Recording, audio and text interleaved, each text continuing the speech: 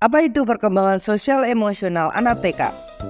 Jadi, perkembangan sosial emosional anak TK pada hakikatnya yaitu kemampuan anak untuk berhubungan dengan orang lain yang berada di lingkungannya dengan mengekspresikan emosinya, mengkomunikasikan kebutuhan, suasana hati, dan perasaan yang dialaminya. Tujuan pembelajaran sosial emosional anak TK. Yang pertama, pengembangan keterampilan sosial. Yang kedua, penguatan identitas diri. Yang ketiga, pemahaman emosi. Yang keempat, pembentukan hubungan yang sehat. Yang kelima, pengembangan keterampilan penyelesaian masalah. Yang keenam, pengembangan empati. Dan yang terakhir yaitu penguatan kemandirian. Selanjutnya yaitu metode pembelajaran aspek sosial emosional pada anak TK. Metodenya terbagi 4. Yang pertama ada metode bercerita. Yang kedua ada metode keteladanan. Yang ketiga ada metode bernyanyi. Yang keempat ada metode demonstrasi. Metode bercerita. Bercerita mampu menolong kemampuan sosial anak. Bercerita secara lisan mendukung anak-anak untuk belajar membaca, memahami pengetahuan dunia, dan menjadikan sosial emosi yang baik. Metode ini dapat membuat kelas menjadi lebih hidup karena anak-anak akan aktif menjawab. Selanjutnya, metode keteladanan. Contoh-contoh yang baik seperti cara menghormati guru, cara berkomunikasi, sopan santun, meminta tolong, dan mengendalikan amarah. Hal ini dicontohkan langsung kepada anak ketika bertemu guru, teman, atau siapapun dengan cara mengucapkan salam. Metode bernyanyi. Contohnya, guru dan anak bernyanyi bersama-sama. Setelah selesai bernyanyi, guru menyampaikan inti dari lirik lagu tersebut.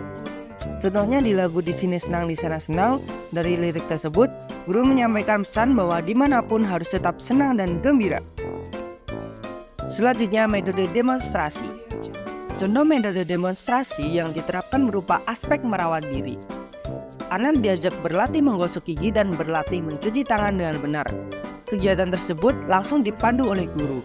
Dilakukan dengan instruksi pelan-pelan sehingga memudahkan anak untuk mengikuti tahapan yang disampaikan oleh guru. Pengertian perkembangan moral pada anak. Perkembangan moral pada anak merujuk pada evolusi dan peningkatan pemahaman anak tentang konsep benar dan salah, adil dan tidak adil. Aspek penting dari pertumbuhan anak ini bukan hanya mempengaruhi cara mereka melihat dunia, tapi juga membentuk interaksi mereka di dalamnya. Tujuan pengembangan pembelajaran moral. Yang pertama, membentuk kepribadian baik. Yang kedua, memahami nilai-nilai agama. Yang ketiga, memahami nilai-nilai seperti nilai kejujuran, kerjasama, empati, dan tanggung jawab. Yang keempat, menghormati orang lain. Dan yang kelima, menghindari perilaku negatif. Metode pembelajaran aspek moral pada anak TK terbagi menjadi 6. Yang pertama, metode kerjasama. Yang kedua, metode bergiliran. Yang ketiga, metode disiplin. Yang keempat, metode kejujuran. Yang kelima, metode tanggung jawab. Yang keenam, metode sopan dan berbahasa yang baik.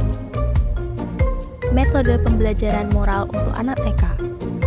Yang pertama, metode kerjasama. Contohnya, guru membagi anak menjadi beberapa kelompok untuk melakukan kegiatan belajar.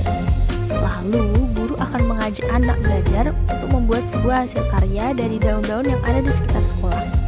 Kemudian, anak bersama dua temannya mencari daun bersama, dan kemudian membuat daun tersebut menjadi sebuah gambar atau hasil karya lainnya.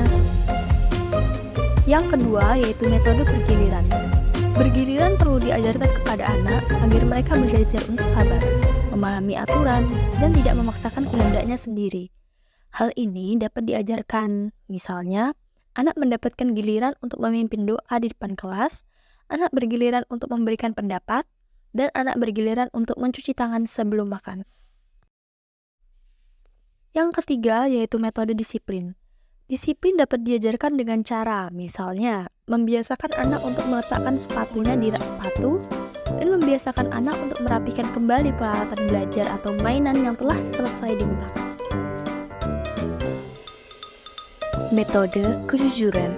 Kejujuran dapat diajarkan dengan cara, misalnya, ketika anak melakukan kesalahan atau berbuat salah, guru dapat mengajak anak tersebut untuk berbicara berdua Guru bertanya dengan cara yang lembut kepada anak agar si anak mau mengakui kesalahannya.